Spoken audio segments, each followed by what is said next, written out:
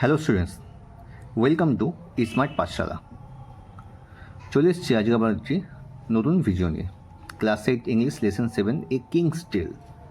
আগের ভিডিওগুলোতে আমরা এই লেসনের লাইন বাই লাইন বাংলা অনুবাদ করেছিলাম এবং অ্যাক্টিভিটি 1 থেকে অ্যাক্টিভিটি 8D অবধি আমরা কমপ্লিট করেছিলাম।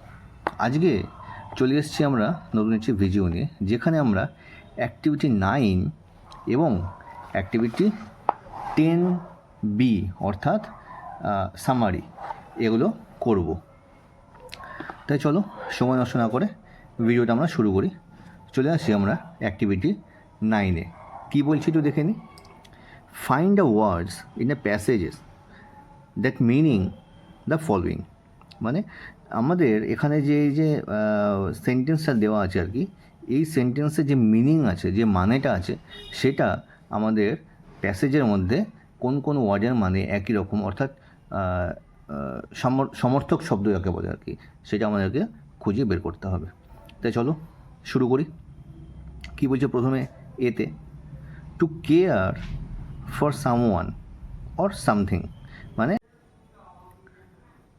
তাহলে প্রথমেরটা হবে কোনো কিছুর যত্ন করা বা কারো যত্ন করা। তাহলে এটার উত্তরটা হবে এতে। দেখো আমি লিখে দিচ্ছি এখানে তোমাদের উত্তরটা কী হবে। উত্তরটা হবে প্রোটেক্ট, PROTECT, প্রোটেক্ট। এটা হচ্ছে এর উত্তরটা হবে। প্রোটেক্ট মানে হচ্ছে রক্ষা করা।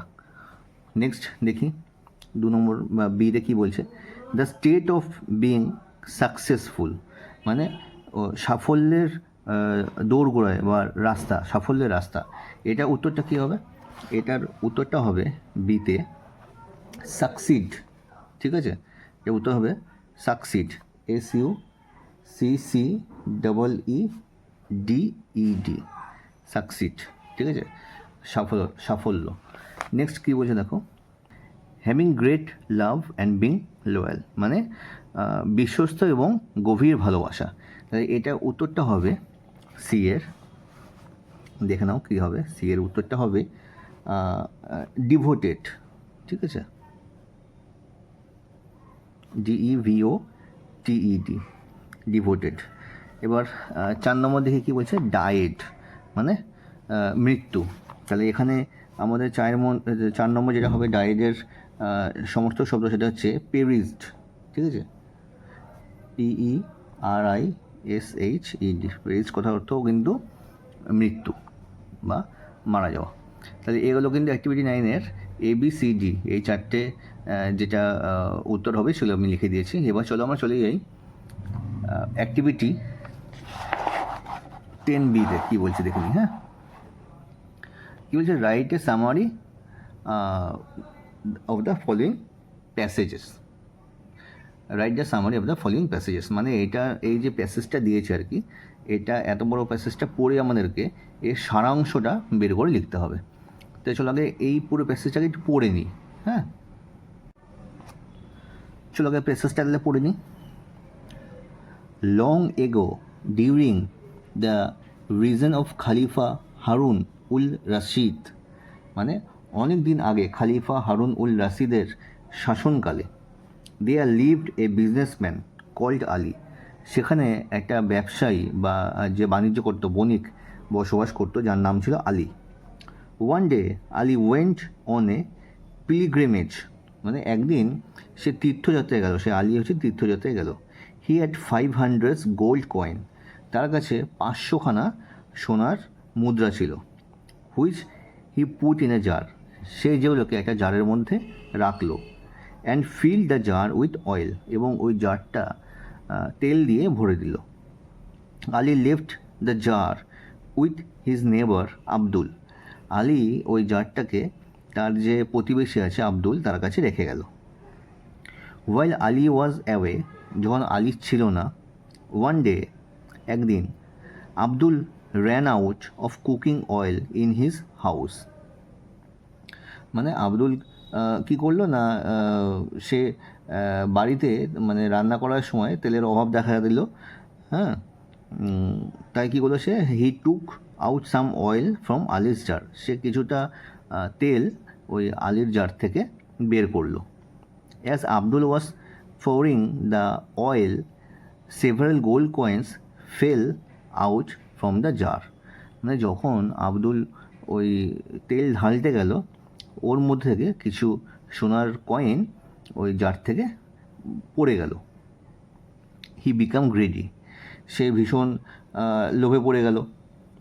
Abdul took out all the oil and the gold coins from Ali's jar, Abdul কী করলো, সব তেলটাকে বের করে নিল ওখান থেকে, ফেলে দিল এবং ভিতরে যে সোনার যে কয়েনগুলো ছিল, মুদ্রাগুলো ছিল, সেগুলো জার থেকে, আলির জার থেকে বের করে নিল।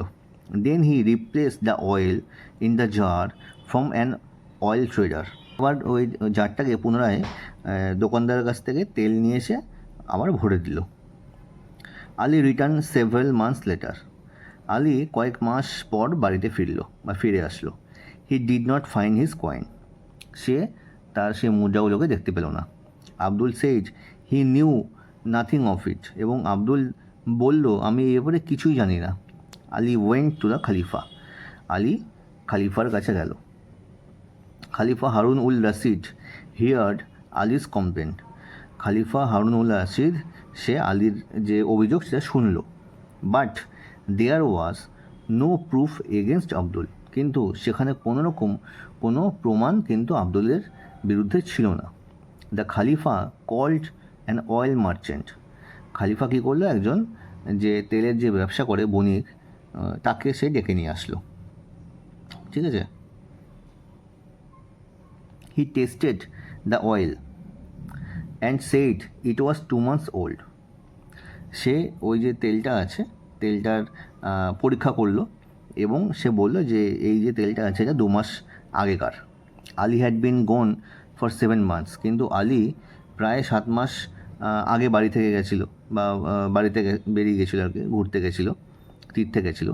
হি could not have put the oil in the jar, তার মানে সে জারের মধ্যে এই যে তেলটা, যে নতুন যে তেলটা, সেটা সে ভরেনি। সো আব্দুল ওয়াজ কট, তাই আব্দুল কিন্তু এখানে ধরা পড়লো।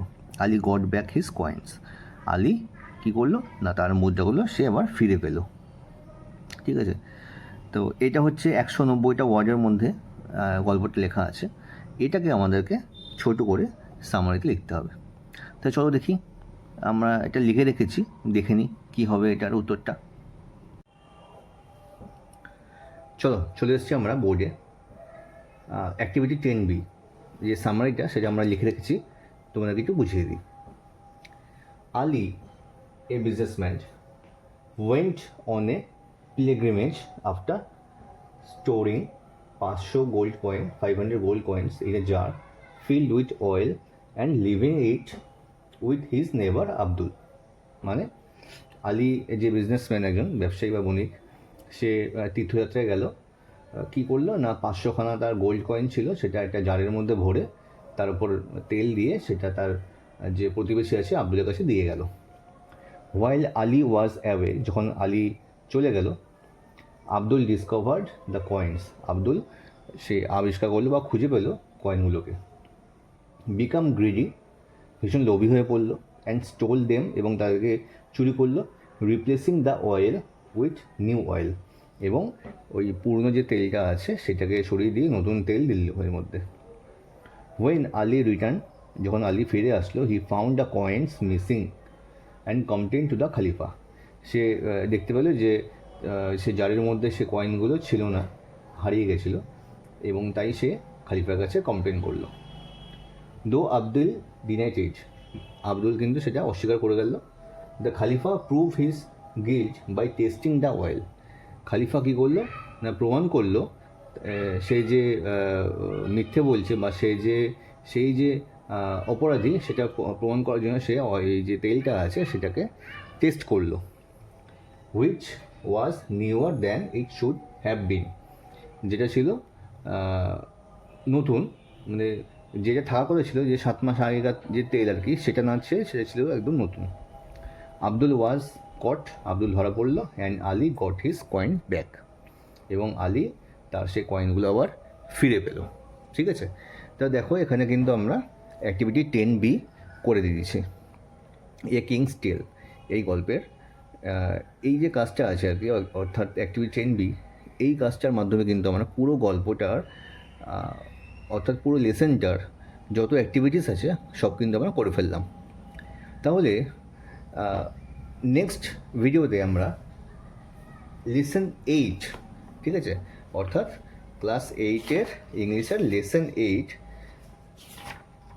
দ্য হ্যাপি প্রিন্স, এই গল্পটা আমরা কিন্তু লাইন বাই লাইন পড়বো এবং এর ওর অ্যাক্টিভিটিসগুলো করবো। তাই তোমাদের সাথে দেখা হচ্ছে নেক্সট ভিডিওতে।